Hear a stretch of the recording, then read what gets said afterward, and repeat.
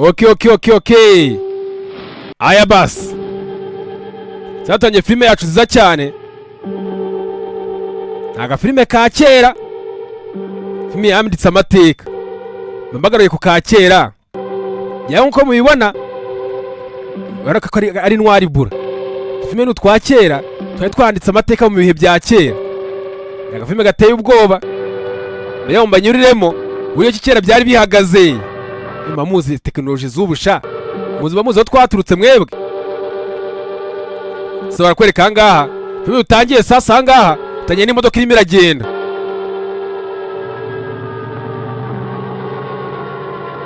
Tanye n'imodoka irimo iragenda. Ye wumva nitwa Teacher. Anzu kwe subscribe ubundi hasigaye ibindi. Zadukomeza. Sasa barakwereka hangaha, tanye n'imodoka irimo iragenda. Irimo iragenda, bigaragara ko ari nko kwirimbi. Bigaragara ko aha irimo iragenda. Ari kwirimbi. Tigwa sinzi gose na rwose, sinzi niba ngo tuba twazabihindura ubu ngubu. Tuzabihindure se? Oya nta mpamvu. Tuzadufata nta kibazo ubu munsi ngo twari twarawufashe. Hari ikibazo se? Wanda bizi neza gose twakwiye kubikora. I figure we're either going to have to move mother out here or move the grave. Ako gose mama wacu tugiye kumukura muri kino gituro cyanga, twayamujyana ku gituro cya hafi. Nese ibyo numva twabikora koko. Yeno bikwiriye. None reba urugendo dukora buri mwaka tuje kumureba. Tugenda amayiro zirenga 30. Don't even remember what the man looks like. Yakuze ko agenda kibuka mama wanjye urya yagaragaraga. None urana nyine ubu ngubu ni iminota nka 30 dushyira ibintu tuntu ku gituro kiwe. Tujye tugomeza tugende sibyo? Well, we're here, John, all right? Twe John tubungu rwose mu twahageze. Twe nta ibitwe tugiye tugende. Sanga sasa nakobwa na musaza wako. Musaza ko mwise John. Coming back on the air after an interruption due to technical problem. Tawe kanga waragiye kumva ka radio. Yumva radio ngo warayifunze ngo hari ikibazo ngo kibaye kihutirwa. Ajya fungura ka radio. Nothing wrong with the radio. Ngiye cyo radio barambwira ngo radio ngo ubwa mbere numvisha avuga ngo radio ngo wahuye n'akabazo ngo nago bije ngo bikunze ko batangaza inkuru. Saba barakwereka kanga ati ceceka ngo tugiye tugende. Saba barakwereka kanga mukobwa n'umuhungu baje mwirimbi baje gusura ababyeyi ku gituro.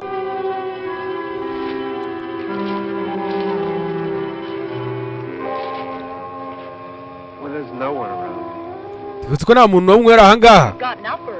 Oh, look, I already lost an hour's sleep on the time change. I think you complain. Twana ahangaha rwose hanga twavuye mu mwaka ushize none urugiro ndiyasi cyo gyuzura.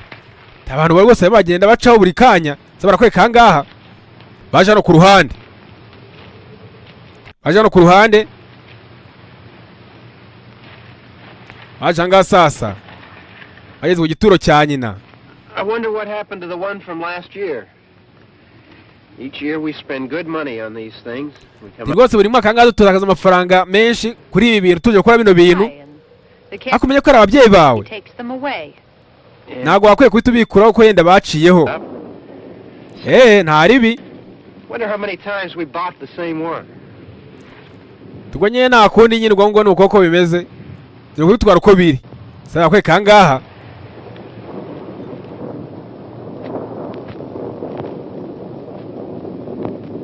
Sasa kwe kangaha umusore yaje hano ku ruhande.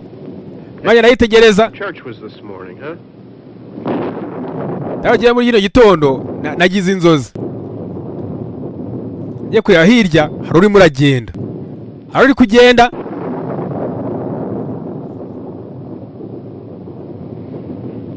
Sakwe kanga ko akagiye musora aho ngaho ku ruhande. Hey, I mean praying's for church, huh? Come on. Tega muri turasenga no mu rusengero kira aho ngaho gusenga cyane. Church lately. Azo rero kujya gusenga. There's not much sense in my going to church. Tegose nanjye nago njya gusenga sinzi impamvu naraguye. Small we were out here. It was from right over there. Tirose umugenda na indose. From behind the tree. Urumva giye manuka mu giti, manuka mu giti. None apo wanjye yitaza. Remember that? Right over there. Ntihari gose bari bagenda turuka. To really be scared here. Tumanye byari biteye ubwoba. Johnny. You're still afraid. Kumbura cyagiye ubwoba nka kera. We yagerekera aho ngaho. Ya mugabo nawe akwiye kuyivugira aha ngaha. They're coming to get you, Barbara. Barbara baje kugufata. Ceceka aho ngaho. Ceceka aho ngaho wanjijiwe. For you, Barbara. Barbara barimo baraza. You're acting like a child. Yakwigira aho ngaho nk'umwana. For you. Tuba turimo baraza. There comes one of them now. Dore nguriya umwe muri bo. Wamubonye? Direba hariya. Nakumubona? John. Tugenda ndagiye. Sako anga musaza yamwita John. Sako ngaha Barbara. Sakira aho ngaho sasa ikibazo kimufata. Cyaramufashe.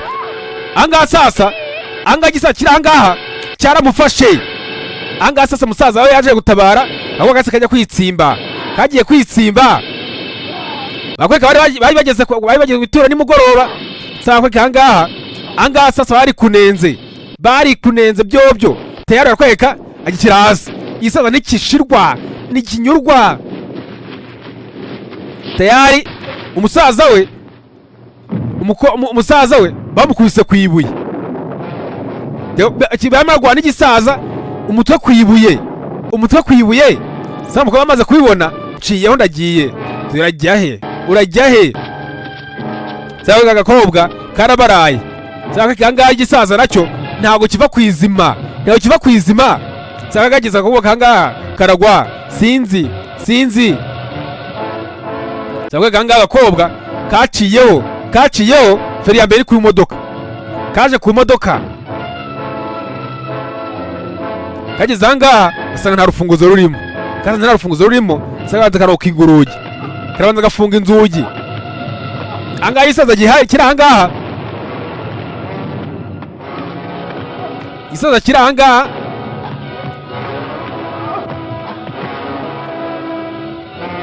Zakiranga cyaraje. Cyageza gufungura urugi. Wapu urugi ntirufunguka. Gufungura urugi ntibikunda. Cyajyana ku ruhande sasa kizana intosho. Urugi sasa angaha kira cyarakimenye. Saka ati ngwino hano. Saka kangaha umukobwa yakuyemo feriyamo. Sasa imodoka yatangiye kugenda yitwara. Imodoka yaritwaye. Isaza nuko bagisize.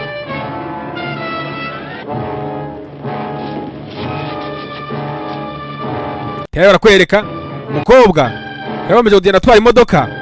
Isaza yagisize. Sasa angahe imodoka naho imyaka yaje. Imodoka sasa igiti cyarayitangiriye. Imyaka navuga ati yaje izari impanga.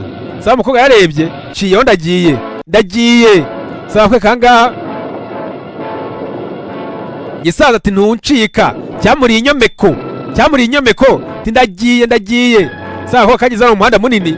Sasa kaciyeho karirukanse. Sinzi nakabona ubufasha. Aba karirukanse amasigamana. Ndani bavuga ngo uyu muntu yirukanse amasigamana kuri abari marirukanka. Sasa kayageze angaha kumbe yabonye inzu. Yabonye akazu hirya. Aha. Hasha hote mbona abantu bantabara. Sasa gakobwa kaje hano kwirukanka hano ku ruhande. Kaje kwirukanka.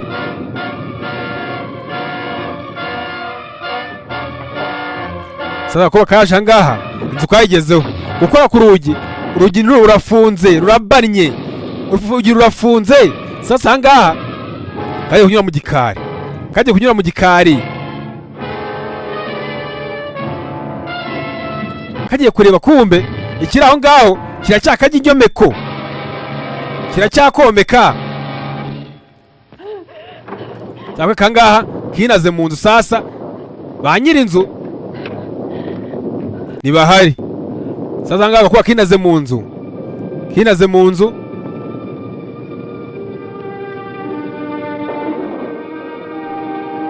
Inzu katazi. Sasa nuko kinjiye. Kaje kuri hano mu nzu kandi bari ikintu kabona. Kaje hano.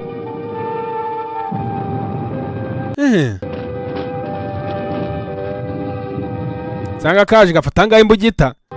Kafashe imbugita, gahunda no kwirwanaho. No kurwana umuhenerezo.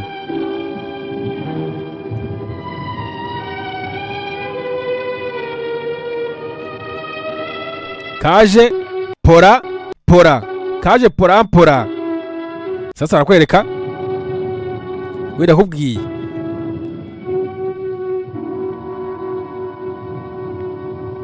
nabo tukaranga amagara ntamanika akaboko. Saka kobwa ahangaha gahunda no kwirwanaho, no kwirwanaho. Muri ahubwo ngo n'inyanja irimo kumira kinagomba kuba wayimira. Tayari kageze ahangaha kabona imitako y'utunyamaswa gakomeza imbere. Kageze ahangaha kumbe ahangaha isaza cyahageze. Kimagenda pengame, kimwe cyagenda pengame. Tayari kwereka ahangaha aho karabibonye kabona telefone. Sasa ngaha sasa rugute gahamagara vuba kariko kabona ubufasha. Kahamagaye polisi murongo yanze gucamo telefoni, yanze gucamo.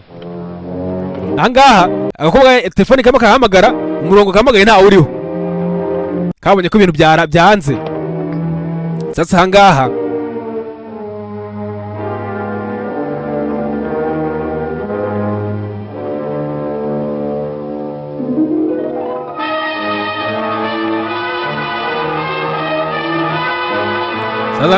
kagiye kureba kumbe ntago ari igisaza cyonyine, hari benshi.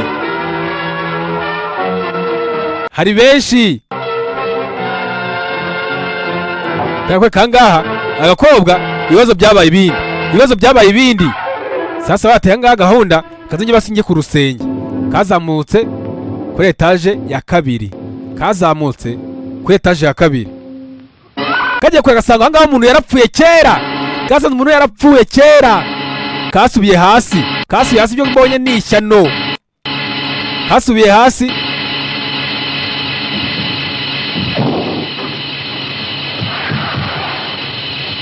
kageze ahangaha kumbe hari yazaga ahangaha kumbe mukarage yaje hano ku ruhande. Sasa kweka ahangaha abakobwa bakajyanye hehe? Bakajyanye mu nzu.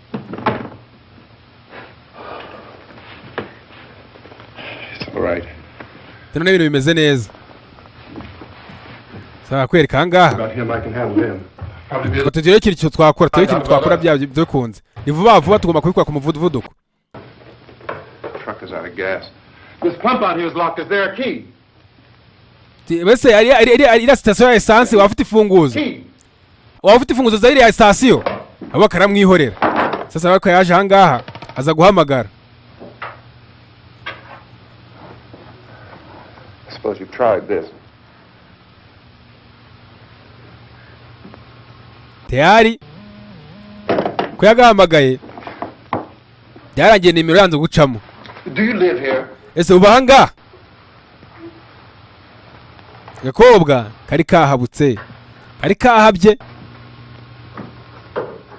Sasa umusore yagiye kuyasanga ngaho umuntu yapfuye kera yaciyeho. Ye baba we. Tayari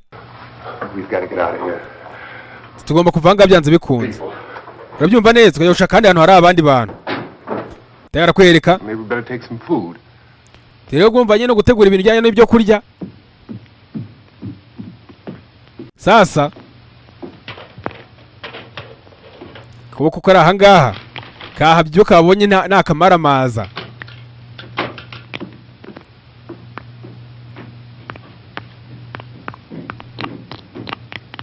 Kumbe kagiye kureba kabona ahangaha amaraso marajejeta.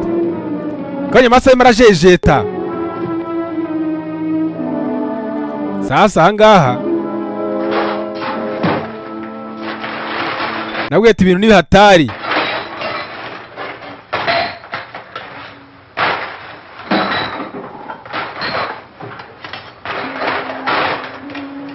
What's happening? Ese nibiki mujye murajya mbere? What's happening? Nimara kubaza ati nibiki murajya mbere? yakwereka ngaha ibiri ahangaha yatangiye kumena amatara y'imodoka. Yatangiye kumena amatara y'imodoka.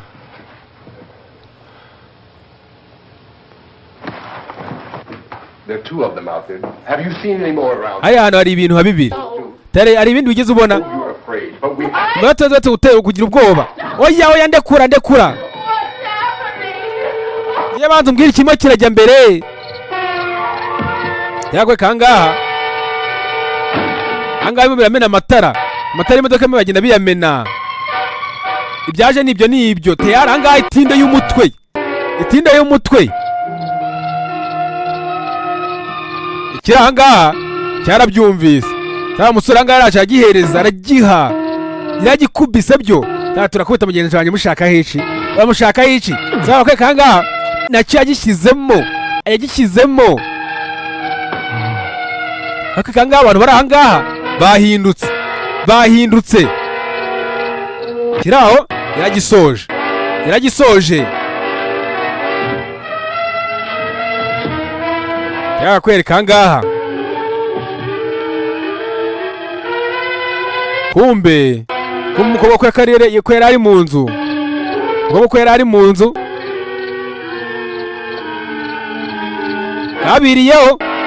Gabiriyeho. Agomba amajeri. Yakwereka ngaha ko bakabwiriyeho. Ko umusore agiye kugera ngaha, agiye kubona abona ngaha inzombi. Abona ngaha kiri ngaha.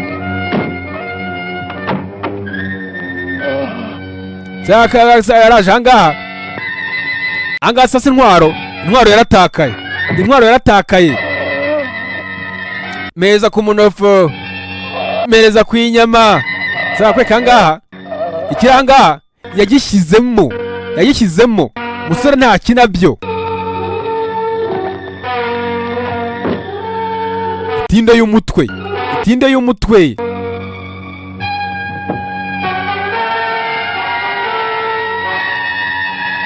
Yakwereka kumbe akiri aho ngaho ikindi cyarimo kiraza. Fata gatsindwa. Sasa barakwereka yishyizeho itinde yo mu maso. Kumbe ibiraho ni byinshi.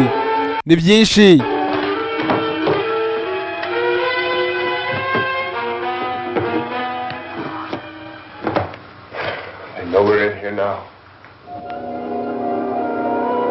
Turabona rwose ko bimaze kuza ari byinshi. Sasa agiye umukobwa agiye kureba. Abona kiriya umusore yagisoje. Tufata ibingibi ko ujya kubirebaho. Tekanze nkwereke. Saba kwereka ngaha umusore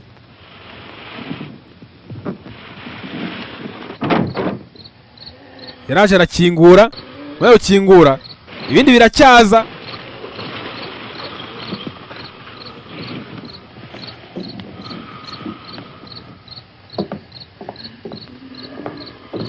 Sasa ahangaha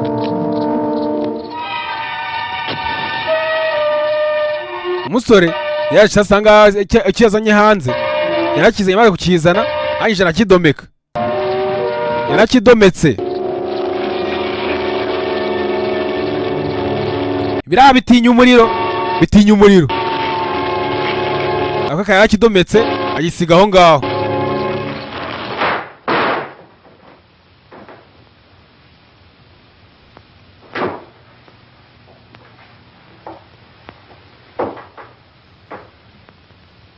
Sasa ahangaha nakubwiye amagara aterewe hejuru ugerageza gusama yawe. Tubatire bareba ahangaha bareba mu nzu turebe ko ikintu twakora.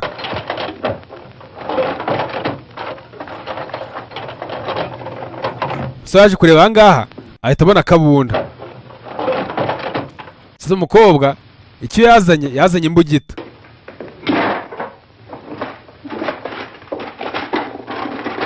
Yaragiye kureba ahangaha. Ahangaha akabuwate karimo imisumari. Batigera ushaka byayo byose, cyaba ari igiti cyaba ari urubaho cyangwa se yanda ari nuze. Tuye byayo byose bizana ahangaha. Wowe sasa bakwereka ahangaha tubanza unyumve rero You're afraid. ndabizi neza ufite ubwoba nanjye ndafite ubwoba We have to try to board the house up together. tugomba gushaka uburyo ki twafunga iyi nzu We'll be all right here. urumva tukaba uburyo twaba tumeze neza hano dutekanye But we'll have to mu gihe work. tutarabona abandi bantu ngo baze badufashe Go in and get some wood so I can board the. genda rero uzane ibiti ahangaha noneho wari kuzana ibiti Okay. tugende turebe uburyo twabibambira bino bintu sasa barakwereka ahangaha umusore utangiye gupanga sasa agakobwa ahangaha ko kabonye ishyamba atari ryeru ni ukuza kakanyonyomba pora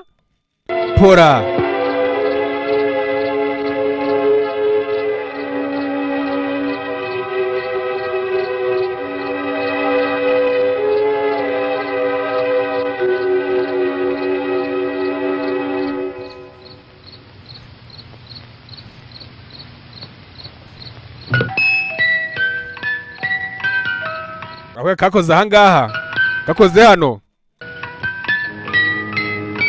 akakoze hano ku gakinisho karaza karitegereza sasa umusore inzugi z'ibyumba yatangiye kuzikurayo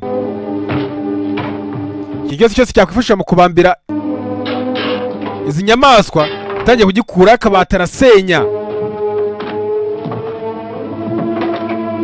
nawubwiye tumane yuko aranga amagara ntago umanika akaboko sasa umusore atangiye kugenda yigereranya imbaho hano kuri uru ruhande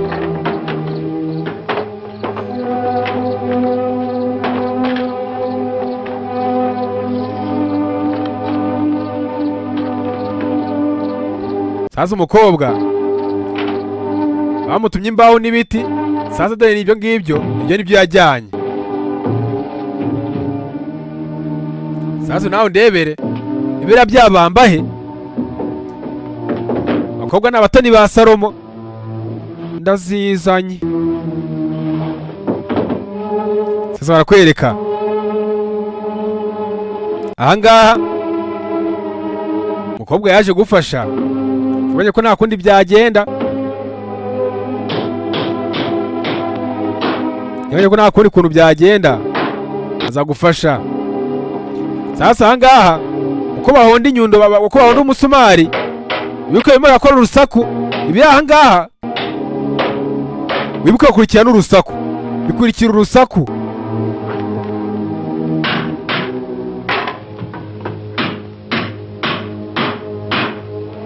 tayari hanga umusore atangiye kugenda apangapanga ariko byibura bamara kabiri ariko bamara kabiri I want you to pick out some nails. Pick out the biggest ones you can find. tugenda ushaka ibindi binini birenzeho sasa barakwereka There, this room looks pretty secure. ibyo basanga dufite umutekano mukeya byibura We can run in here and board up the doors. sasa barakwereka Won't be long before those things be back pounding their way in here. They're afraid now. tayari hanga umusore ko yakarimo arapanga maze ashaka imbaho hirya no hino Afraid of fire. iki cyo cyose cyitwa ngo urubaho bakwifashisha ahangaha cyose bagenda bacyitaho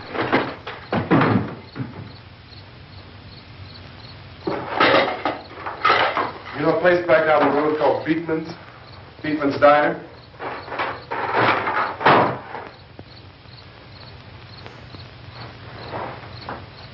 Anyhow, that's where I found that truck I have out there. tunabonye imodoka yari hanze There's a radio in the truck. I had jumped in to listen to it when a big gasoline truck came screaming right across the road. But there must have been sasa yatangiye kumutera inkuru 15 of those things chasing niyo after. cyane yari aherereye yuko ari icyorezo cyatangiriye tugenda agiye kubona mbona ahangaha ikimodoka kiza kimera nkaho kigenda kiyobagurika kijya kigonze abantu baza guta basohokamo bahita bataka bagenzi babo The truck was moving in a funny way. kibazo rwose uburyo yamagenda ikatakata tubonaga bitangaje The truck went right across the road. Slammed on my irangije irenga umuhanda myself. irangije igenda igonga inzu irangwa ku ruhande I guess the driver must have cut off the road into that gas station by Beekman's Diner. Saba kwe katangiye gomeza agenda amubwira inkuru. Little boy. Aho karanga nabo karimo karanayumva iyo nkuru. Never Nta stopped. kintu kwitaye ko urumva ibitekerezo byabaye ijana. Bonfire. Ariko ibyakabayeho Truck was going to umunsi wakabereye mubi. still hear the man screaming. Rwose igiye muri uwo mujyi numvaga abantu bataka. This thing is just backing away from it. I looked back at the diner to see if Naje kureba mukeretse nayo ndimo. Kevin could help me. Mba nta muntu umwe ushobora kuba wafasha uhari. It was when I noticed that the entire place had been encircled, Rwose nabonaga ahantu harutse hose hameze nk'ahazengurutswe. except Ba nta ntambwe n'imwe umuntu yatera. by now there were no more screams. Nungu rwose ayo majwi y'uriyo wasakuzaga. Nungu urimo uragenda nyumva. I was alone with 50 or 60 of those things, just Ibintu bijya muri 50-60 gutyo. staring at me. Byose byari biri aho ngaho byagiye byambonye ngenda. Just plowed right through them. They didn't move, they didn't run or Ndakwibaza ko icyo kiba bintu umuntu agitera ikintu umuntu ari mu gatuza kigahinguranya. Nikibabare nigihunge nigitake.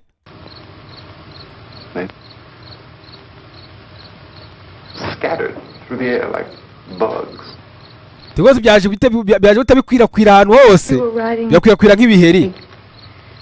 Johnny and me. Johnny. Gusa John arankeneye. Umve. We came to put a wreath on my father's grave. Twaje ahangaha ku gituro cya papa na mama. And he said, Haje arambwira "Can I have some candy?" tumuhereza akabombo. Barbara. We didn't have any. And Sasa barakwereka. Utajya kumubwira inkuru ye nawe. oh, it's hot in here. Hot. Yakwereka ahangaha ati rwose igihe nababaye cyane. And he said, "Oh, it's late. Why did we start so late? We Barbara. I said- Tukiki tuhageze dukererewe. If you'd gotten up earlier." Tiyuza ko wabyutse hakiri kare. Tuba twageze ahangaha hakiri kare. Johnny asked me if I were afraid. Gusa John yambajije ati se mfite ubwoba. I'm not afraid, Johnny. Nawe ati ngiye mfite ubwoba John. And then this man started walking up the road Tukabonye rero umuntu arimo atambuka aho ngaho. slowly, Agenda buhoro buhoro. me and saying, Araje araza aramfata. "We get you, Barbara." Ati Barbara baje kugufata. Laughed at him and said, "Johnny, stop it." Nawe ati John wahagaritse. And then Johnny ran away. John arangije ahita yirukanka. I went up to this man and I was going to apologize. Naye nagira ngo ugere uwo muntu mugire musabe imbabazi ko bitewe n'amagambo yarimo aramuvugaho John. And I looked up Murebye. I said, "Goody." And he grabbed me. Ahita mfata. He grabbed me. Aramfata arankomeza. He ripped at me. Agenda aranunira. He ripped at my clothes. I think you should just calm down. Tumva tuza wowe. Screamed, "Johnny! Ndasakuza bati John. Oh, help me!" Tiwamfashije. Let me go. You ripped. Yakwereka.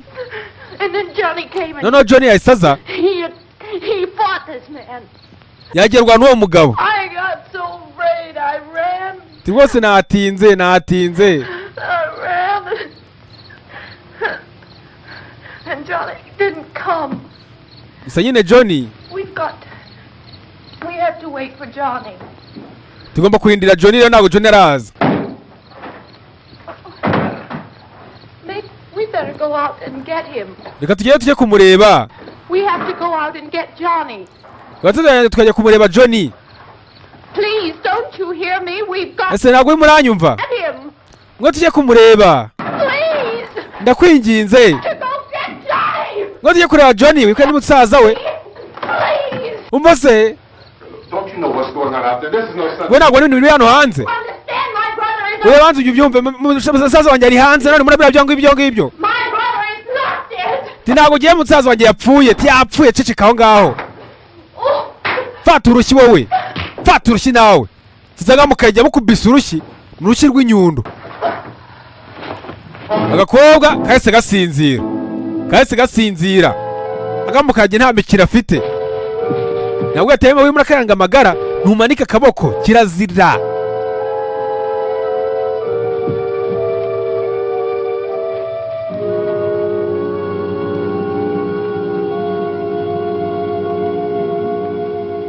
Sasa akwereka ahangaha yaza ko yaryamisha agakobwa kamukanya kamuzana ibintu by'amagambo menshi kamutesheje umutwe. Sasa yaje hano ku ruhande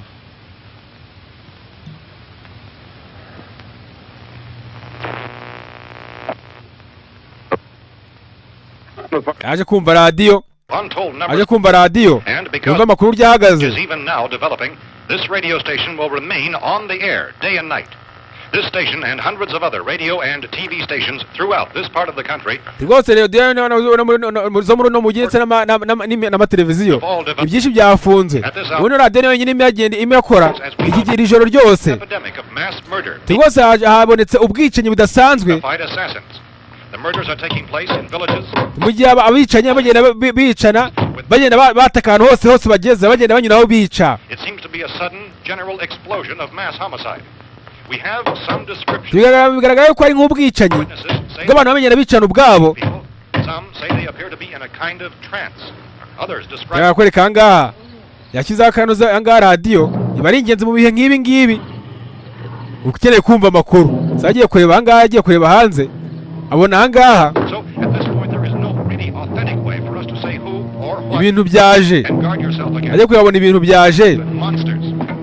Reaction of law enforcement officials is one of complete bewilderment at this hour. So far, we have been unable to determine that any kind of Tera kweka hanga umusore yaje hano ku ruhande. Sasa hanga yatangiye kuza gupanga yaje gupanga hano. Sasa hanga akizeho umuriro bawushyiraho umuriro. Sasa zana hano ku ntebe cyane umuriro muri shemine. Haje intebe yasizeho mazutu hanga yasizeho ibintu byaka. Hanjye hanga kuri akarido umusore atangiye gupanga n'abateye amapanzi ntibajya babura. Yaraje arapanga yari ko hari ikintu yafasha. Thousands of office and factory workers are being urged to stay at their places of employment. Yaje ahangaha yaje adomeka sasa hano ku ruhande. In spite of this urging and warning, streets and highways are packed with frantic people trying to reach their families or apparently to flee. Yaje hano ku ruhande arangije ahangaha arabanza afungura hano ku ruhande. Yafunguye hano ku ruhande. Sasa ahangaha mu ntebe yarayidometse asigaye ubundi ibiranga yuko bitinya urumuri bitinya umuriro.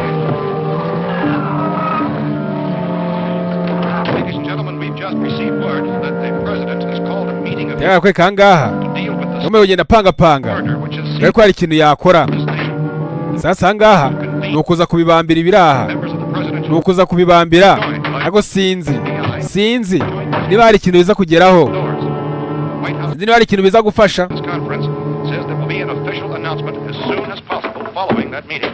This is the latest dispatch just received in our newsroom. Latest word also from National Press Services in Washington, D.C. now tells us that the emergency presidential conference, which we've just mentioned, will include high-ranking scientists from the National Aeronautics and Space Administration. That's the extent of this latest tayari komeje kuza gupanga ariko hari ikintu byafasha.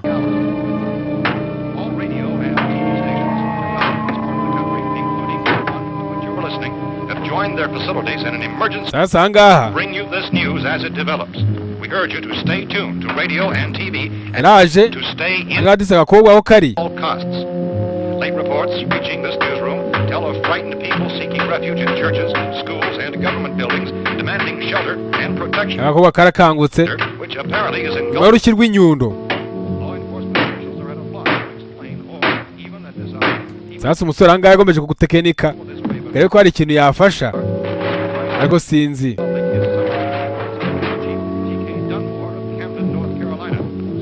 Tayari yaje hano ku ruhande yaje hano ku ruhande.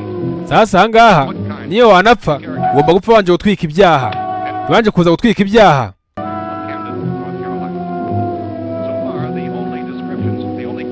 Wanje kuza ahangaha ku ruhande atwika ibyaha, wanje gutwika ibyaha.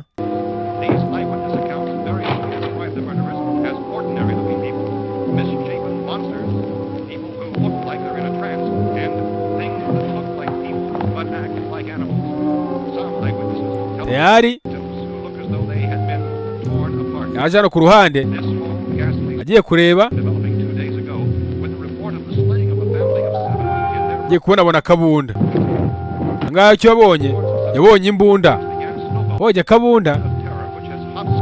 Sasa ahangaha yagomeje guhigahiga. Amasasa arihe? Amasasa arihe? Amasasa arihe? Sasa yagiye kureba ahangaha ko mbanga yabonye akabogisi, yabonye akabuwate. Sasa ahangaha abugiye kubona abona harimo amasasu, abona harimo amasasu.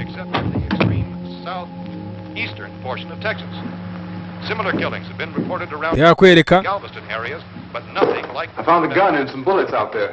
mbonye hano hari imbunda n'amasasu. Dore ngibi ndabizanye, ngaho banze ushyireho utungutu rero. Tukamuzaniye udukweto. Tumwe bose bizi ko bangu bitangiye kugenda bisobanukirwa abo ngubu. Bizo bagenda bigabanuka. Dufite radio, dufite ibiryo.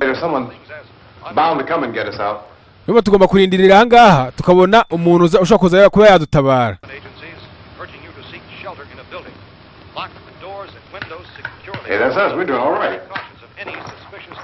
Buriya ko bwiye ngo ndimo ndakubeshya, ariko niko uko bimeze.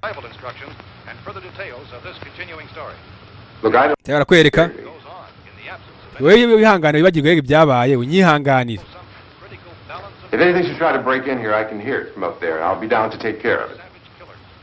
Turumva giye mundagira ngomba kuba yena cunga. Mwanya cunga niko nta kinjira. Ndabyumva neza. Akobwa karacecetse. Karacecetse umeze neza. Civil defense officials in Cumberland have told newsmen that murder victims show evidence of having been partially devoured. Kwereka agaha. Yaje hano ku ruhande. Azaye ko yabona utundi tubaho. Kugira ngo banze rebe uko yakwita yafunga ahantu hose inzombe ishobora kunyura. Filime bakise ngo iki? Night of Living Dead. Yeumba banyita Vegetica. Filime bakise Night of Living Dead.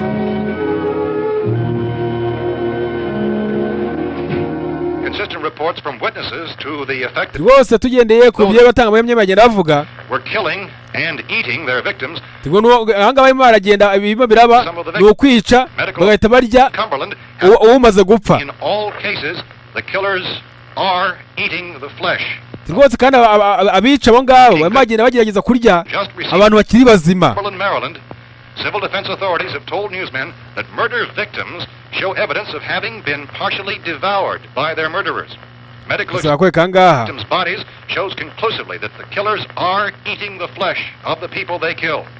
So this becomes more ghastly with each report. It's difficult to imagine such a thing actually happening, but these passing on to have been verified completely as is possible in this confused situation. Kumba akiraho ngaho hari icyaje kumbe tewe kangaha angasa mukaragesa abyumvise yamanutse yihuse tuwe tuba turashaka radio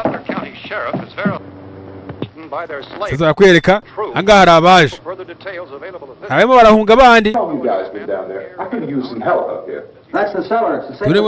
Wewe muzima mukanga umuntu tumwe makwikuza mumeze neza mukaza mukanavuga. tubona umukobwa arimo arasakuza Screaming sounds like those things don't make any noise. tuwe ntabwo uzi ko kuba yasakuza n'umukobwa byatuma n'ibindi bintu bishobora guhita byumva bikakomeza bikaza ahangaha We could hear screams, but for all we knew, that could have meant those things. turumva twe twagira ngo twinjiye ahangaha gake gake ntabwo twari tuzi ikirimo imbere mo hano The racket sounded like the place was being ripped apart. How were we supposed to know what was going on? yakwereka ahangaha You just got finished saying you couldn't hear from down there. Now you say it sounded like the place was being ripped apart. It would be nice if you get your story straight, man. All right, now you tell me. sasa barakwereka ahangaha Kind of a chance when we got a safe place? We luck into a safe place, and tugomba kugenda tukagera muri iriya kave niho hantu honyine hatekanye ntabwo twaguma hano hejuru ngo tugomba turebe ibyo twabibambira biriya bintu ni byinshi cyane Sir, we came up. Okay, we're here. Now I twe twaje tugeze ahangaha stairs before tumura agiye ngomba kugenda kumanuka muri kave ni ndetse nkajyana n'umuryango wanjye niho hantu hatekanye Most of it. All but a few spots upstairs. They won't be hard to fix. You're insane. byaba bigoye cyane cyangwa tujya mo hasi biramutse bitwinjiye ntabwo twabona uburyo ki twahunga cyangwa mu gihe turanga tukabona uburyo duhunga For our car. We were damn lucky to get away at all. Now you tell me those things can't get through this lousy pile of wood? turetse hano ngibi bino byose byuzuye muri aya mashyamba nta kuntu twava ahangaha ngo tugende amahoro sasa barakwereka ahangaha abinjiye ahangaha binjiye bateza akavuyo We could. ahangaha muzehe gihushi yinjiye ateza akavuyo Fix this place up in no time. We have everything we need up here. We can take all that stuff downstairs with us. Man, you're really crazy. You know njyewe that? nuraza kugenda manuka hariya muri kave bariho ngenda kuba nicaye njyewe ngo nategereza ahangaha ngo nze kuriribwa ahangaha kirazira Smashed 3 of them and pushed another one out the door. Did you hear? ndabakwereka ahangaha Told you they turned over our car? Oh, hell, any good 5. tiwe ntabwo wabyumva ibyo ngibyo ndimo ndakubwira Only there's not going to be 5 or even 10. ndabakwereka ahangaha 30. Maybe ahangaha sasa ahangaha impaka zabaye ndende over here this place. impaka zabaye ndende Well, if there's that many, they'll probably get us wherever we are. Look, turetse gatoya the cellar, there's only one door, right? Just one door, that's all we have to protect. twebwe hariya nitwinjira muri kave ni urugi rwonyine rumwe tuzaza kuba turimo turarinda tureba ngo reba ngaha hari amadirishya hari imiryango ubona ngaha ntabwo naguma ahangaha jyewe sasa ngaha muzehe gihushi ahangaha agira ubwoba There'd be no back exit. We'd be done for. turumva tuba tugiye tukinjiramo hariya bikatwinjirana byaba biturangiriyeho ntabwo twabona ahandi hantu duhungira ariko ahangaha byibura basi n'ibyambuka bidutwatatse bikatuzengereza tugiye twitsimbemo hariya muri kave Where is the strongest place? The cellar's at rero aha niho hantu hambere h'ingenzi twakwiye kuba turi I think he's right. You know, saba kwereka ahangaha I don't know, maybe 6 or 7. look, you two can do whatever you like. mugere mukora ibyo mushaka Back down to the cellar, and you, njye ngiye kujyamo hariya mo imbere because I'm going to board up that door. ndagiye nafungura ruriya rugi siryana narufungura Now wait a minute, Mr. Cooper. turetse gatonya kuhakupa I've made ahangaha sasa ahangaha muzehe ruhara doors. Now wait a minute. baba ngo bajye kwinyegeza muri kave And if we do decide to stay down there, we'll need some things from up here. ariko noneho twagenda tukajya hariya hepfo hari ibintu by'ibidonga twaba dukeneye twaza gukeneramo nk'ibyo kurya kunywa ndetse no ibijyanye no guteka n'iki byose Those things get in the house, you've had it. At least up here you have a fighting chance. ibyo wasanga hano twaguma ahangaha tuba tugifite amahirwe yuko twaba tugihanganye It looks like about 8 or 10 out there now. There's more than there were. ndabakwereka A ahangaha lot out back, too. ahangaha sasa muzehe igihushi ko atarimo arabiyumvamo atarimo arabyumva sasa ko ukiri aho ngaho akiri aho hari icyamucakiye hari icyamufashe ahangaha hari icyamufashe za musore yaje ahangaha aje ahangaha yaraje arakubita byo yaraje arakubita intoki ziracika arakomeza arakubita ibirangaha ntibyumva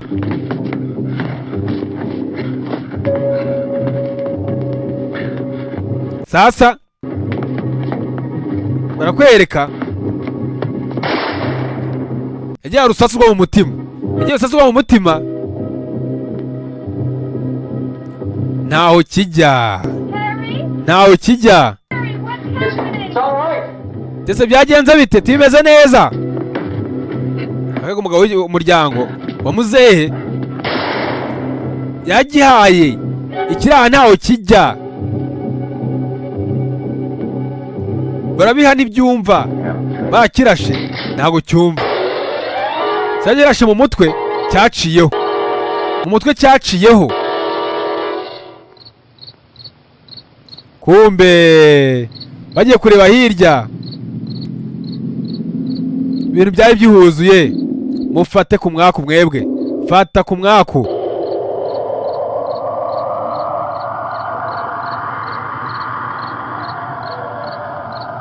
tayari ibiri aho ngaho byaragiye biriyongera koko, byaragiye biba byinshi, byabaye byinshi. We gotta fix these boards. Ndakwereka ngaha tugomba gushaka uburyo twabyitaho bino bintu hakiri kare. Get down into the cellar. Go down in that damn cellar. Get out of here. Niba ujya muri se, niba ushaka kujya mu ntuza muri I'm taking the girl away. muri kave, genda ujyeyo, tugende tujyane n'umugore wanjye. Up here too. Because if I stay up here, I'm fighting for everything up here in the radio and Turumva giye rwose gende namuka ngumyanga, ibi byose narafite ubushobozi bwo kuba nabirwanira. Nese uzi ko ushobora kuba wanajyemo nariyemo imbere bikagutegereza, wasunze ukajya ukagaruka. Down there. Wati tugiyeyo ariko We've got a right. you going down there with him. wowe genda umujyane, n'ujyana nawe genda nawe ujyana nawe. No beating around the bush. Tugiye sinashobora kugenda ngiye ngo ngiye hariya kujya kwifungiranamo hariya, waba ugiye kwikoraho. I couldn't bring her up here. She can't possibly take all the racket and those things smashing through the windows. Ndakwereka ngaha. If you're stupid enough to go die in that trap, that's your business. However, I am not stupid enough to follow you. It is tough for the kid that old man is so stupid. Now, you get the hell down in the cellar. You can be the boss down there. I'm boss up here. Ngaho rero genda ugiye muri kave, niwajya muri kave ntiwajye kuzana amagambo menshi ticaho. Open this door. Ntabwo niba afungura runo rugi, Mr. Cooper. ntabwo niba washaka kurufunguza simba afunguri, ntabwo kuba wakupa wowe. Oh man, his mind is made up. Just let him go. Akundi bamuretse akagenda ubundi. Wait a minute. Judy, come on up here, honey. Tuva Charity ngwino uzamuka hano hejuru. Saba kwereka ngaha. You're gonna let them get hurt too, huh? Nawe uramujyanye. All right, honey. Go ahead. Sasa barakwereka ngaha.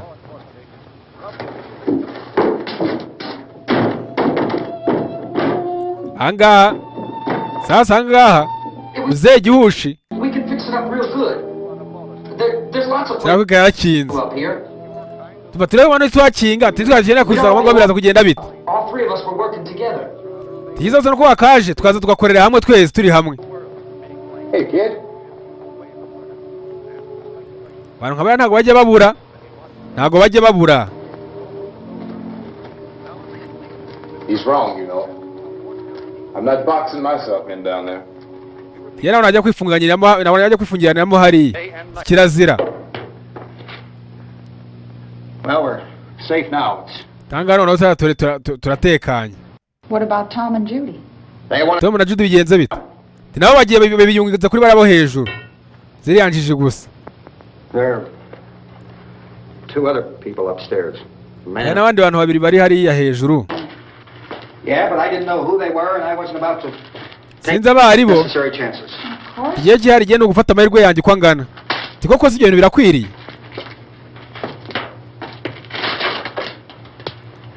Tega kwereka.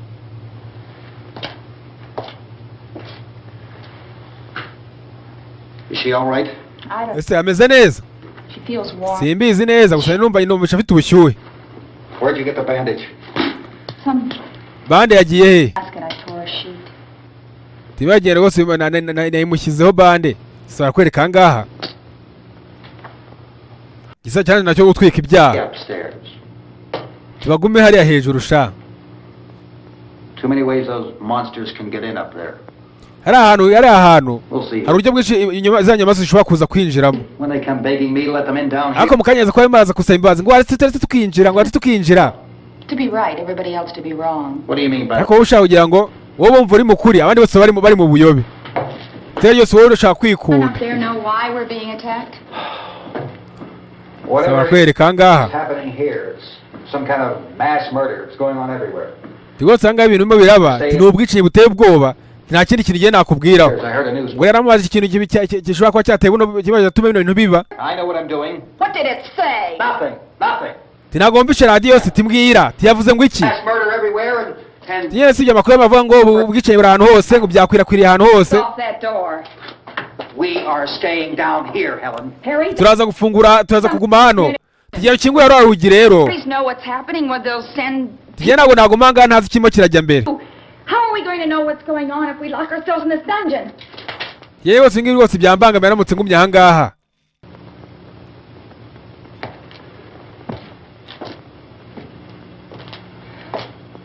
We may not enjoy living together, But dying together isn't going to dushobora kuba tutishimiye kuba turi kumwe. people aren't our enemies. Tutuma n'abantu tubari basigaye byiba tuma turabagira abanzi bacu. We kupa ngwira ukingure hano hejuru. Dukeneye imbaho zirimo aho ngaho mo hasi. If Judy would come downstairs for a few minutes, Harry... Tunase naza nkabafasha, Judy akabaje nkamuruhura, akaza akabansigariye ku murwayi wanjye. Will you do it? Uraza kubikora? Look, honey, nothing's going to get done with them down there and us up here. Tumva tugenda bamanuka yari hepfo, aza dufashe, tiwe ntari ibi, sibyo? Okay, open up. Tinafungura nta kibazo yabyemeye. Zakwereka ngaha. Ze gihushi.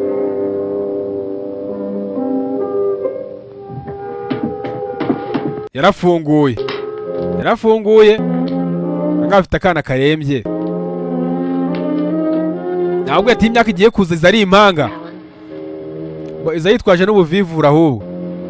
She's all I have. Why don't you go upstairs now?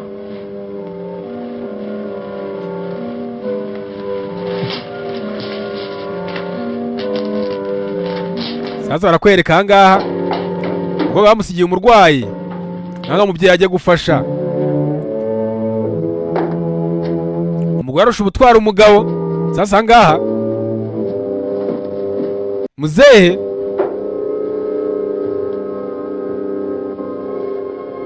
Her brother was killed. umuvandimwe yapfuye. I gotta go help Ben with the television. Ngiye gufasha rero hano hirya. Barakwereka ahangaha bagiye kuzana televiziyo. Bagiye kuzana televiziyo kari ahangaha. Niba ari toroma, niba ari ikihe kibazo kari aho ngaho. Ngo kacanganyukiwe.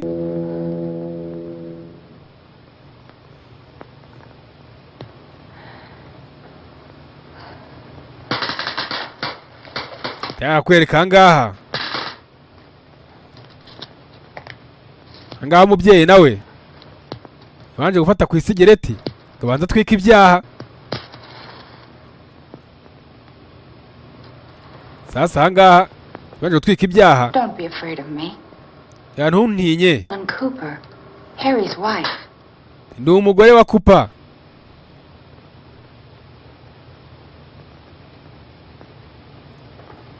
This place is ridiculous.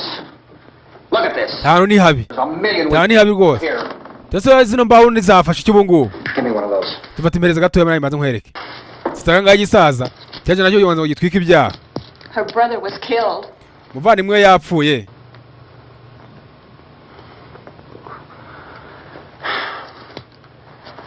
And they talk about these windows.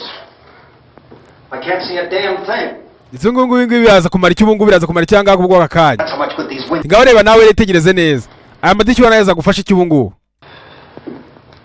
Why don't you do something to help somebody? None se ukidashobora gukora ikintu, wewe ngo ugire ikintu umuntu ufasha byibura.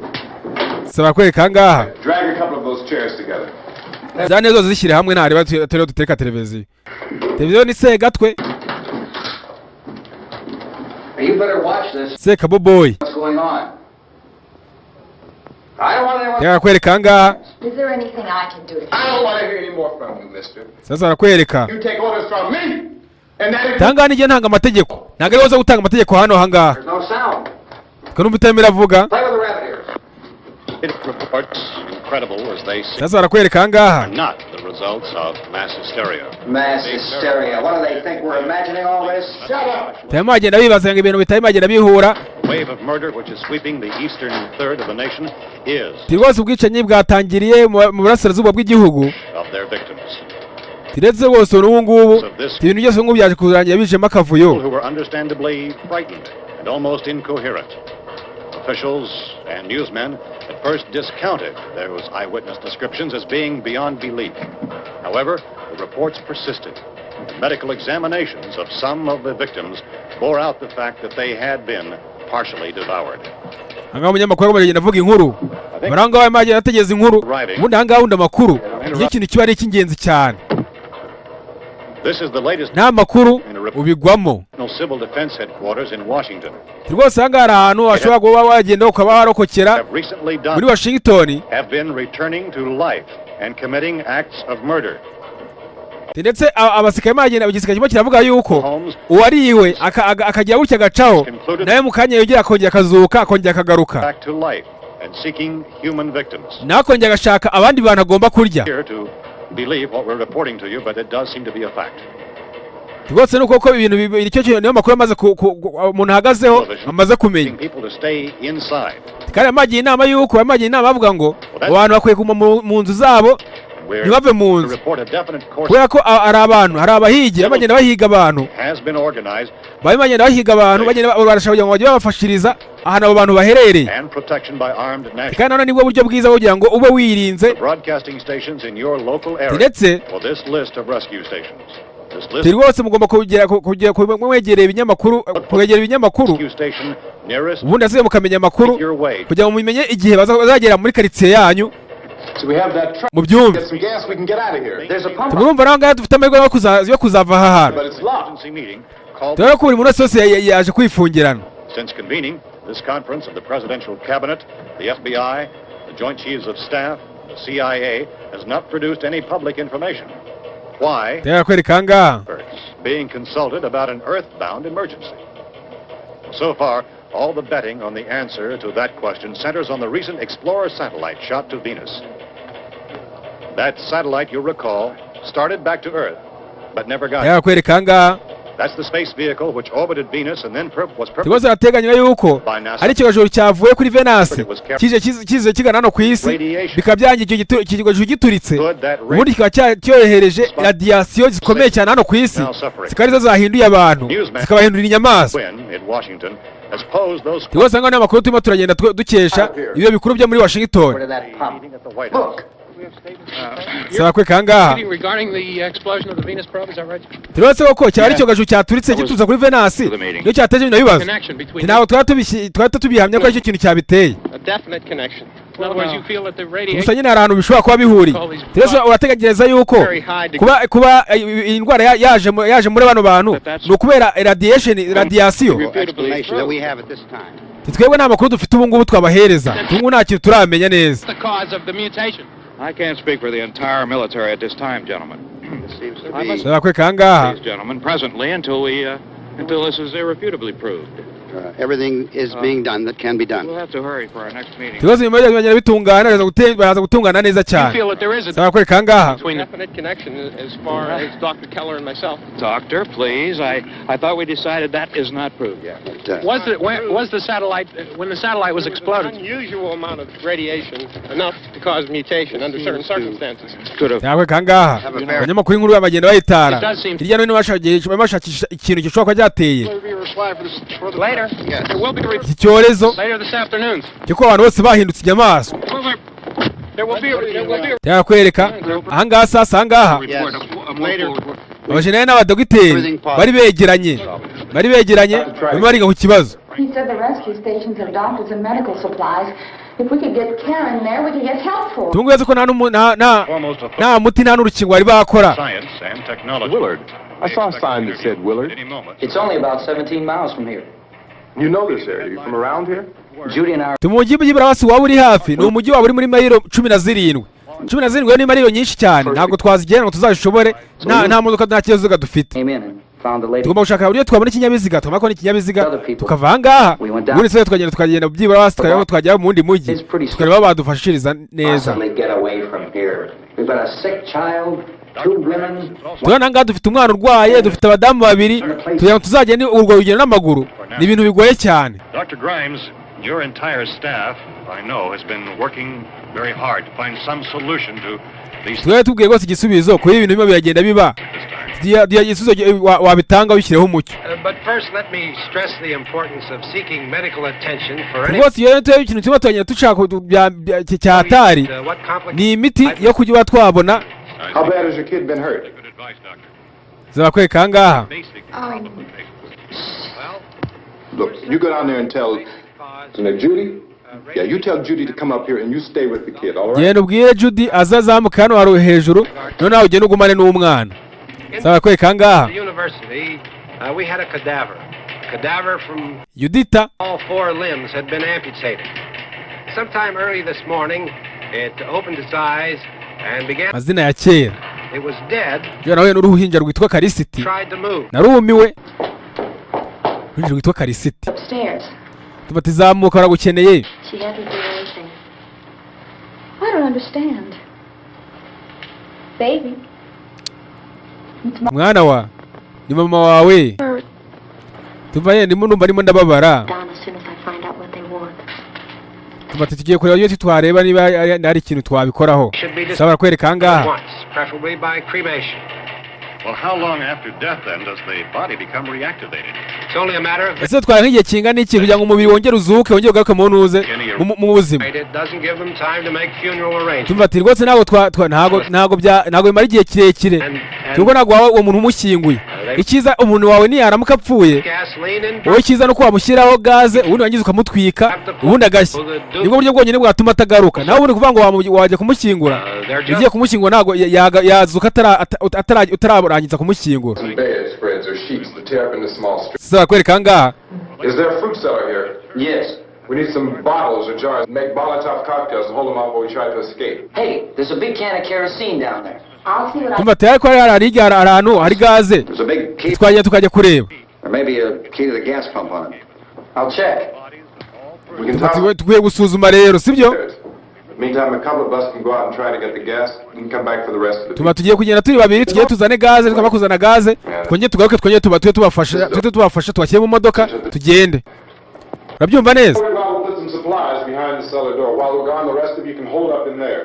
urumva wowe uraza kuba uri hano hariya mu idirishya noneho twe uraza kudufasha Gas pump out back. tuba tugende tumuntuze I'm not really that used to the truck. I found it abandoned. I can handle the truck, no sweat. tuba tugiye iyo modoka nayitwara nta kibazo hari ikibazo You're it then. You and I'll go. tuba nta kibazo turareka tuze tugende saba barakwereka angaha Put whatever lumber batangiye gupanga in the cellar door. You can go upstairs and toss the cocktails from a window. wowe uze kugenda uducungiye hariya mu idirishya tugura wumva igomba kuducungira hariya mu idirishya Down here and lock this door. noneho sasa tugiye gukura zino mbaho ku rugi tugomba kuzikuraho ku rugi tugiye dusohoka tugende tuzane gaze tuze tubashyiremo tuze gusanga mwiteguye murabyumva neza Truck. Now let's move it. twagiye kandi Except to the rescue station. sasa barakwereka angaha Indications are that before this emergency is over, we will need many, many more such rescue stations. barakwereka ibyo ngibyo byarabaye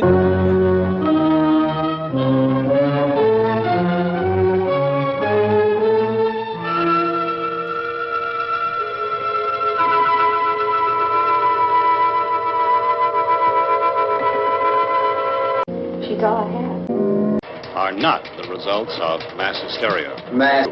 And make your way to that. Could that Report. Later. We're safe now, but there's going to be more and more of those things. But there's out. But down here and lock this door. It's no good to board it up because we'll have to get back in quickly. After we get the gas sasa noneho naho tuba tugarukiye hajemo akabazo tekinike house, sasa bariya tugiye kuzana gaze then we'll worry about getting everybody into the truck. tumwere mugira ikibazo tugiye tugenda tubashyira mu modoka tugende ntimuze kugira ikibazo zamaze kuvumba neza yuko umujyi uri hafi byibura uwo mujyi umaze gusukurwa muri mayiro 17 muri nk'ibirometero muri 22 gutyo naho ni kure ntago ari ahantu hafi How can you smile like that all the time? tubatinda shaka rwose ko iyo nseko ufite uzayihorana Have done. tuba nibyaramuka birangiye zarakwereka angaha Come on, honey, we gotta move. tuba tugiye kugenda nyitwaye kuzana iyo mazutu iyo essence Dead out. All you get is a recorded message. urumva nyine twebwe tugomba kujya tukabikora tukabyitaho They're going to be so worried about us. ndetse ntabwo ubu ngubu muduhangayikike kugira ngo tuze kudusiga mugasanga ibintu byaduteye We'll call them. They might even be there. ubu nawe turaza kuza tugaruka ndabizi neza bizaza kuba bitarahagera disaba ngara ahangaha barakundana Are you sure we're doing the right thing, Tom? What? ese Tom murumva ugiye gukora ikintu cya nyacyo koko Well, the television said that's the right thing to do. We've got to get to a rescue. urumva nyine ikintu gihari I don't televiziyo y'ibintu yavuze ni ibintu bya nyabyo tugomba kugenda tukagera ahantu byibura basi ahangahe amaze ko have to go. ashobora kuba haboneka ubufasha ntabwo twakwiye guma tuguma ahangaha And handle the pump. Ben doesn't know anything. turumva no kugenda tukagera kuri gaze tugashyiramo essence twashyiramo essence How long, honey? We're ubundi now. tugatwanya tukagaruka rwose ntabwo bitewe ari igihe kirekire humura I know all that. tugenda bizi biragoye Listen, tumva rero when we had the big flood, remember how difficult it was for us to convince you that it was right to leave? Remember we had to go to Willard then? tugomba rero tugomba kubikora nase uri tutabikoze nta kindi kintu twakora ubu ngubu Just a win. inani mahirwe twaba dusigaranye byibura basi We've got to do something. tugomba kugira ikintu dukora kugira ngo dutabarwe hakiri kare kadesi barakwereka bari abasheri I just don't want you to go. urukundo rwari ruhari sinumva ntashaka kugenda Tomu Smiley. tumva biraza kugenda neza ndabizi biraza kurangira neza Boy, you're sure no use at all, are you? We've got work to do. tugomba kugira ikintu tubikoraho ko tugize ikintu tubikoraho yaba ari bibi zakwereka ahangaha yamuhaye ikibizu maze kumuheza ikibizu ubu ngubu igikurikiyeho bagiye kuri misiyo sasa We better get her downstairs.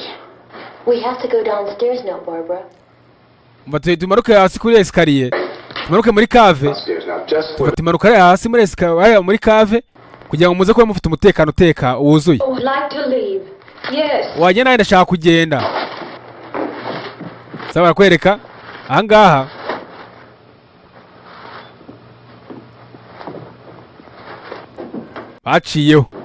baciyeho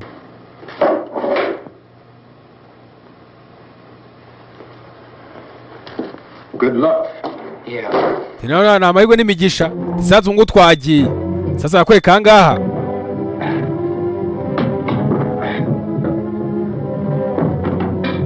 baje ahangaha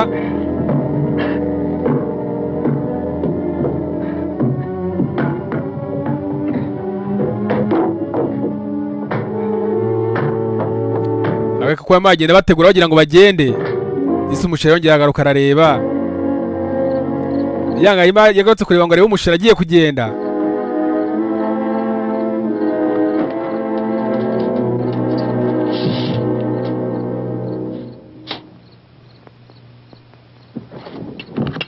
sasa barakwereka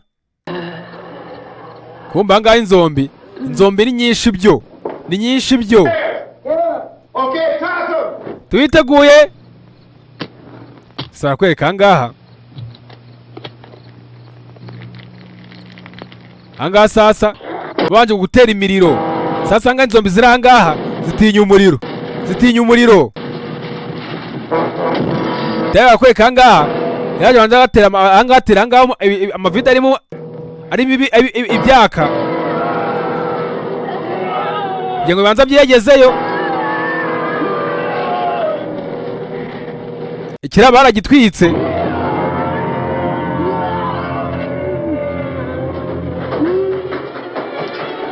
barakwereka ahangaha twagiye sasa barakwereka ahangaha sasa ahangaha inzombi ziri ahangaha ni uguhangana nazo I'm going with you. Get back in the cellar. I'm going. It's too late. fata nawe ndagiye sasa aka gakobwa kabonye cero akagiye ikabyihangana kuhaguma sasa barakwereka ahangaha nako kahise kaza Come on. nta kibazo ngwino nta ribi sasa barakwereka ahangaha agakobwa nako kitereye mu modoka kanze ko sheri wako yakwijyana sasa ahangaha urusasu mabuku yari yahindutse inzombi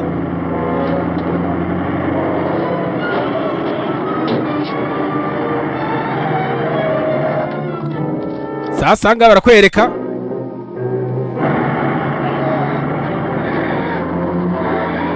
ahangaha sasa ahangaha ikirara gitwitse ndahiye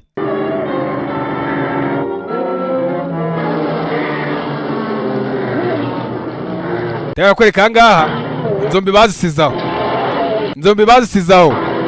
Sasa ngaha nazo zarometse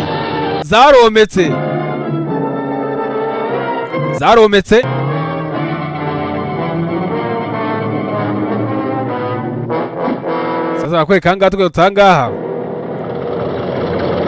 sasa muzehe Gihushi sasa aje hano ku ruhande.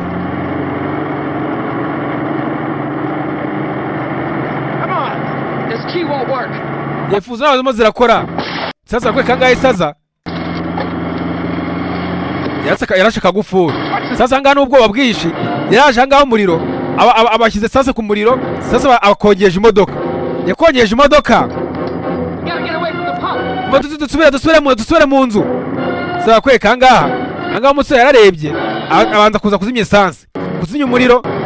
Ahangaha sasa nanoze nawe bari gukura esanse hataza kugenderamo. Twagiye niba utarimo uragenda turayigendeye. Mugiye mutera muhagarara ariko. Sasa bakwereka ahangaha bitewe no gupanika n'iki. Sasa ahangaha umusore yarimo aragerageza kuzimya, yari ko yarinda umuriro kugera kuri ahangaha ku ipombo ya mazutu, ku ipombo ya esanse. Bageze ahangaha mwakuragwira. Tugende. Ngwino. Ahangaha nafashwe. Ntabwo nafashwe. Ahangaha imodoka yarazimye. Sasa bakira aho ngaho imodoka yaraturitse. Disi abari bagiye byarangiye bahiriye mu modoka.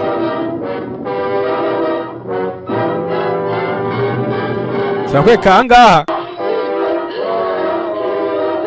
yabwiye tumwakubaho.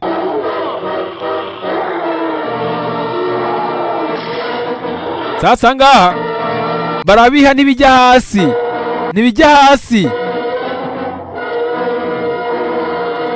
Sasa bakwereka ahangaha bitinya umuriro.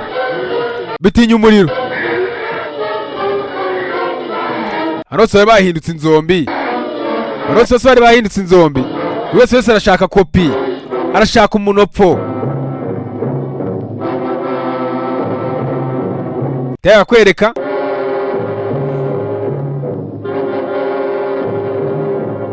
ahangaha ku ruhande. Sasa umusore yagize ute? Yagarutse ku nzu. Kupa. Sasa ahangaha inzombi zamaze zirataka. Sasa yangiye ateye umugero urugi umugeri. Ajye kureba abona injiji, abona umushenzi ahantu ari. Sasa kwereka ahangaha yaje kubamba urugi.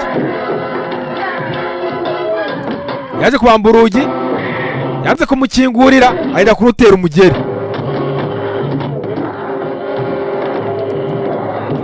Tayari ahangaha yaje bateraho udusumari, yakoze uko ashoboye.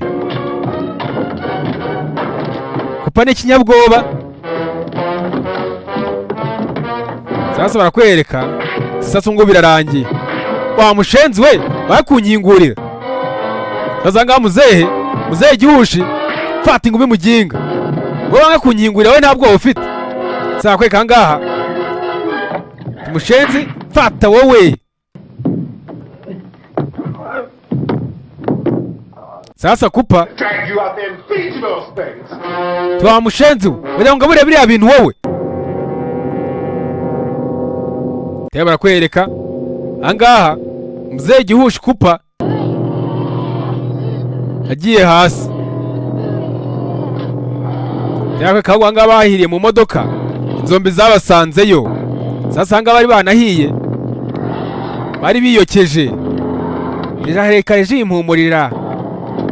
Sasa ahangaha inzombi zaje ahangaha kurya abantu bahiye. Ahangaha bari bahiye zari zikeneye ka kopi. Muranshuje. Zakwereka ahangaha zatangiye kubaguguna. Turashingana n'ijanje nanjye maho. Shingana n'ijanje joshe.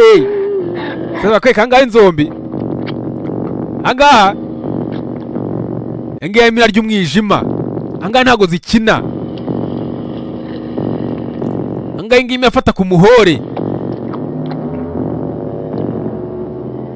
Zakwereka yari iryoshe inyama yari iryoshe saba kwereka ngaha ku ruhande sanyuma ko ibyo byose bibaye bari bajyanye kuzana esanse birangiye bahiriye mu modoka sasa 3 o'clock yet.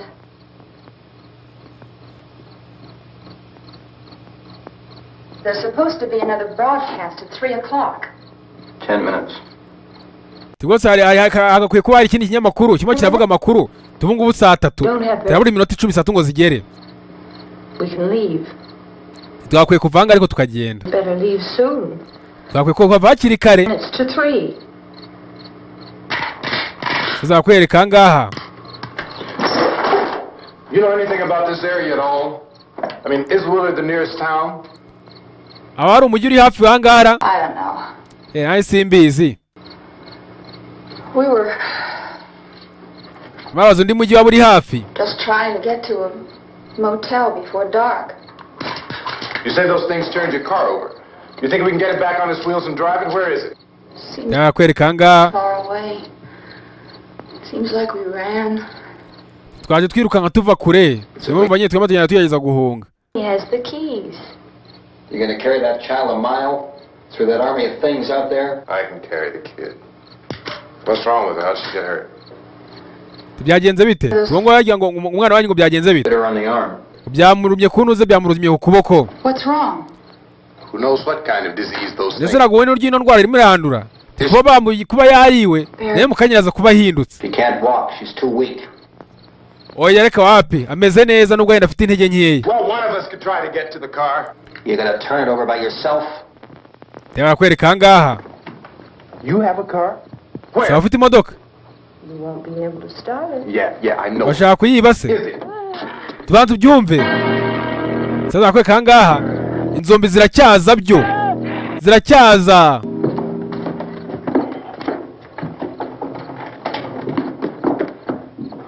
Good Lord. Nyagasani. Sasa kwereka ngaha ingiyi. Yemera kuguna igufwa. Bancuje. Sasa kwereka ngaha. Closely by scientists at all the radiation detection stations. Ako bashyizeho amakuru. At this hour, they report the level of the mysterious radiation continues to... Ikibazo kimaze kugaragara neza nuko ibingibi bintu ino ndwara irimo igenda isakara yaturutse ku bijyanye na radiation. That dead bodies will continue to be izo radiation zageze mu mubiri noneho umubiri wahita uhinduka ndetse n'umuntu uriye umuntu wari ufite winjiyemo n'izo radiation yari undi mugenzi wiwe biza kwanyara mwanduje gutyo. Our news cameras have just returned from covering such a search and destroy operation against the ghouls. This one conducted by Conan McClellan in Butler County, Pennsylvania. So now let's go to that film report. Enforcement agencies and the military have been... Tanga gose biragaragara yuko iki gisirikare kiyegeranije n'abaturage bagenda bahiga ahantu abari abaturage basigaye ari bazima bagenda ndetse n'inzombi bagenda bazikura mu nzira.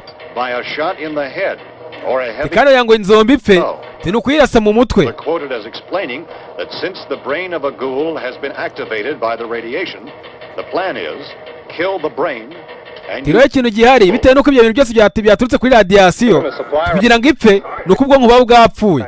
Nibwo buryo bwiza bwo kugira ngo yice.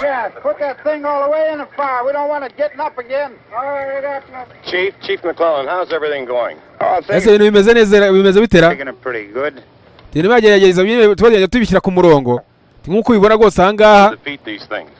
Well, we killed 19 of them today right in this area. Those last 3 weeks. Tugose ahangaha tubungu tugeze ngo muri iki gitondo tumakwica bijya muri 13 bari bahindutse. Turumanye tubonye ngo tugende dukomeza n'ahandi hose no muzindi nce. Blasted them down. Yeah, okay. Chief, Sizakwereka ahangaha. 6 rate of these things, would I stand a chance with them? Well, there's no problem. If you had ahangaha bahigiye bagenda bahiga abantu. Sure way to kill them. If you don't get yourself a club or a torch, beat them or burn them. They go up pretty easy.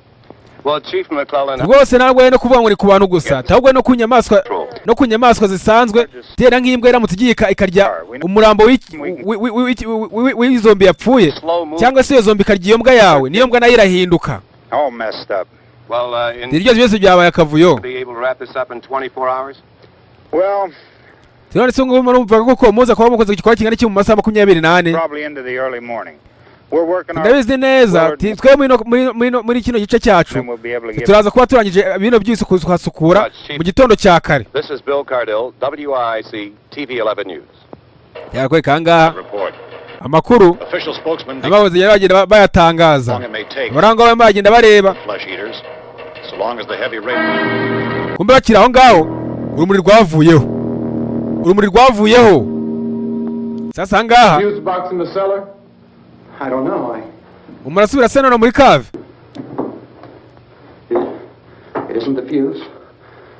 Ese umuntu kupyera kuri fizibure yewe Helena tugomba kubona iriya mbunda. Bino byo wakoze byose ntabwo ko bihagije tumva uko byagomba kugenda kuko bigomba kugenda kose iriya mbunda tugomba kuyibona tukayikura kuri uriya musore. Saba kweka ngahe inzombi yafashe isarabwayi yafashe intosho ahangaha indi yafashe umuhini ahangaha inzombi ibyo mwigije turabashaka. Sasa bakweka ngaho umusore yarabyumvise mugomba kuduhereza ku munopfo. Saba bakweka ngaho inzombi zaje kwataka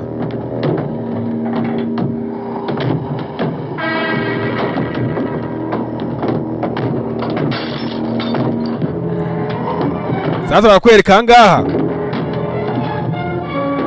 ibibazo byatangiye kuvuka. Inzombi noneho sasa zaje ziyemeje yewe wumva nitwa Teacher kora subscribe ni ingenzi. Reka kwereka ngaha gose gafumi na kakera sasa ngaha imbunda yaratakaye.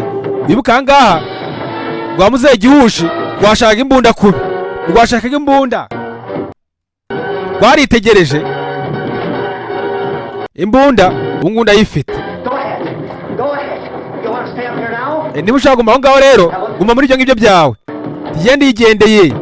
Sasa n'imbunda rwarayitwaye twagiye saba kwe kangaha baracanze angaha imbunda ntayo twara saba kwe kangaha angaha sasa yamutunze imbunda isasu ryo mu ibondo barihaye. Sasa ngaha muzehe baramuhaye umugore bareba sasa disi muzehe umugore umudamu nawe zombi zatangiye kumufata ko yagatabaye zombi zatangiye kumufata. Sasa ngaha muzehe simpfa ntago ngomba gupfa. Sasa ngaha muzehe yinjiye muri cave muzehe yinjiye muri cave. Sasa muzehe ko yakinjiye muri cave ngeze aha ngaha abona umwana we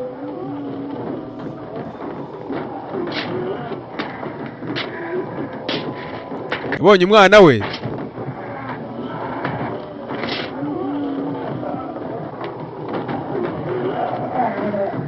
yarakwereka yaraje. Sasa yaje muzamugwa iruhande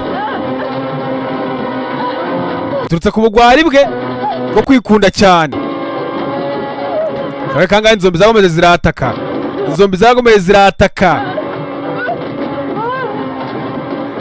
yarakwereka kangahe agakobwa kararebye kari kanze gutabara. Sasa ngaga disi kaje gufasha yango areko byibura basi ibibazo byakiranuka. Sasa agiye kumaruka angaha ajye kureba asanga umwana arimo ararya se. nawe urizanye turampa ku nyama tuva mwana wanjye ntabwo nzi ntabwo ubyibuka ntabwo unyibuka. Sakwe kangaho umwana yafashe umwiko urampa ku nyama zaga disangaha umwiko umwana yaje yamuteye imyiko angadise umubyeyi ntakivugira yamuteye imyiko. Sasa ngaha ndakurya umutima Sakwereka ahangaha umwana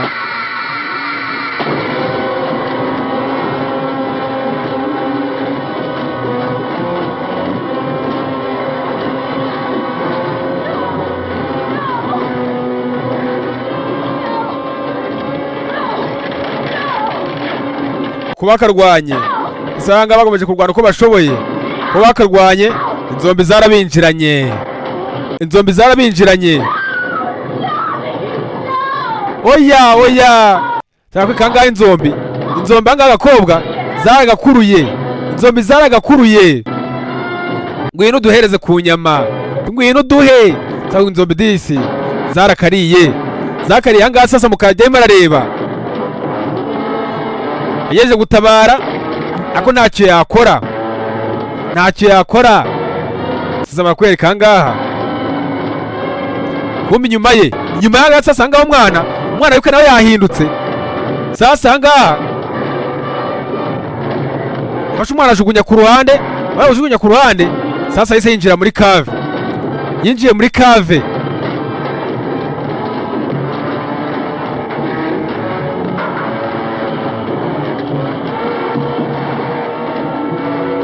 inzombi zuzuye mu nzu inzombi ziri aho ngaho zakwereka ati uwo muntu arihe ngo aduheze ku munopfo arihe ngo aduhe yakwereka ahangaha umusore yaraje urugero abanza ararubamba neza fureshi ararubambira amaze kurubambira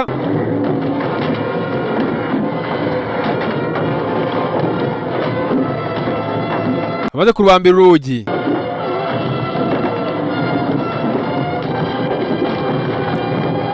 barakwereka ahangaha zombi zaraje zitekera ku rugi kora ahangaha sinzi niba ari ikintu biza gutanga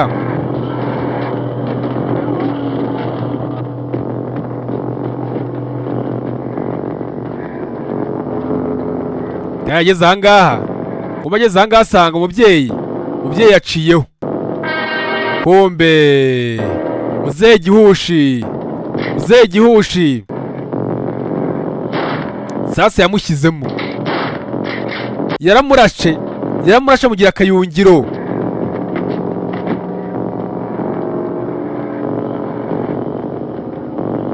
sasa niko byakabaye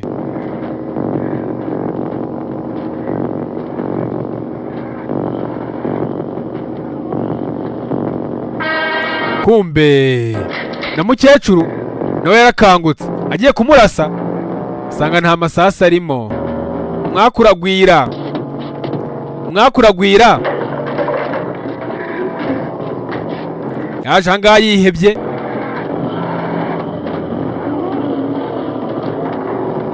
ko yakaje hano yihebye yaje kureba hano ku ruhande ngaho ko hari ikintu yabona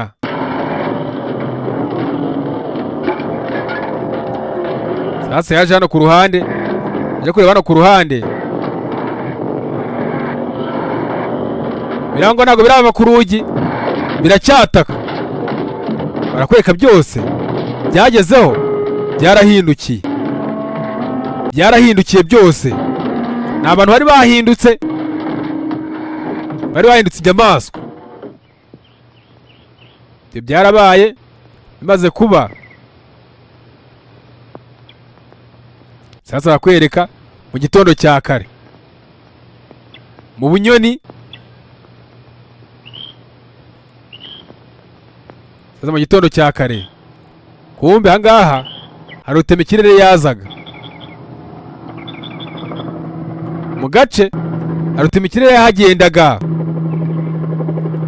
sasa barakwereka ahangaha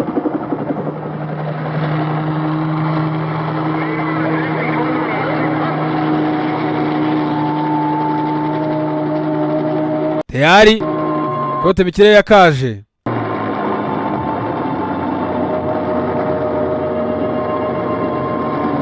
yaje hano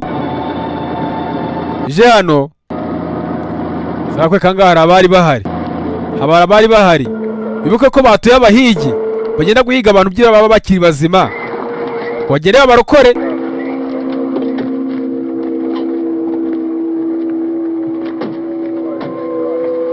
Saba kuba kaje zazaga zari zitwaje imbwa You want to get about 4 or 5 men and a couple dogs? There's a house over here behind those trees. We want to go check it. Tubaya twabazaniye n'imbwa zo gufasha kugenda guhiga abo bantu. Tubwo rero tumugene muzifashisha bari muzi mu mukoresha. Sinacyo bose warakoze cyenda gushimye kubwa akazi kose wakoze. 4 more hours we'll probably get into Willard then. I guess you can go over there and meet the National Guard. Nick, you and the rest of these men want to come with me? Well, Bill, let's check in the office, see what's happening. All right, Steve, tell them we're going to stay with it, and everything appears to be under control. Tangana ko ibintu bimeze nkaho bimagenda bijya mu buryo. Saba kwikanga imbwa bazashobora kujya guhiga. Kujya guhiga abantu baba bakiri bazima. Ese nani zombi ziherereye ubazikure mu nzira. Kumva kwe kandi umusore yarara aho ngaho.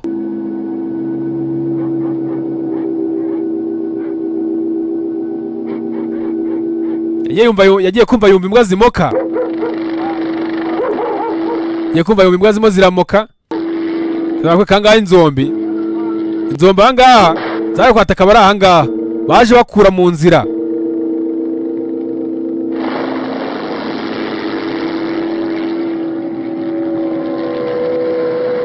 Baje bakura mu nzira iziraho. Sasa kwe kangaha bari bishyize hamwe. Sasa batangaha turabona ko ino modoka yahiye mugaye gatoya tukiza modoka dusuzumiza kuri iriya nzu. Sasa kwe kangaha bageze aho amwe imodoka yarayihiriye. Umusore agiye kumva ubutabazi. Yumvishe ubutabazi. Inzombe ziracyahabwa. Inzombe baracyaziha. Umusore nawe yararebye. Sasa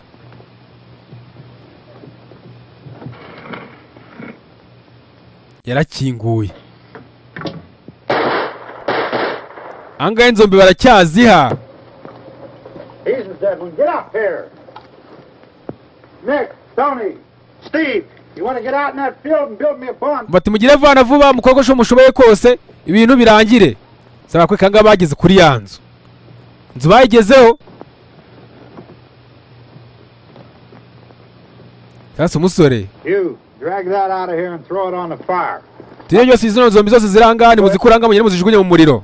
Let's go check out the house. Here's something. Tumugire mujye gusuzuma muri iriya nzu. Ndakora kinimo ndabona. Tureba hariya hirya. Mutikira mu mutwe. Tayari baba sasa umusore basi bamushyiramo. Hano urashe neza. Sadisi umusore yacecetse. Byaje kwangira bamushyizemo base na muzima. Byaje kwangira bamushyizemo. Akamira ko nuko kagenze. Nabashima twari turi kumwe mwese. Akwiye gukora subscribe. Tunyeza kizo subscribe. Subscribe ni ingenzi. Umusore disi bagiye bamuhaye. Nyuma y'urugamba rwose yarwanye. Byaje kwangira n'ubundi rugamba ruguyemo. Bwa nyuma yishwe n'abakamukijije. Ibyo byarabaye. Abimira nuko kagenze. Sawa sawa. Ciao ciao.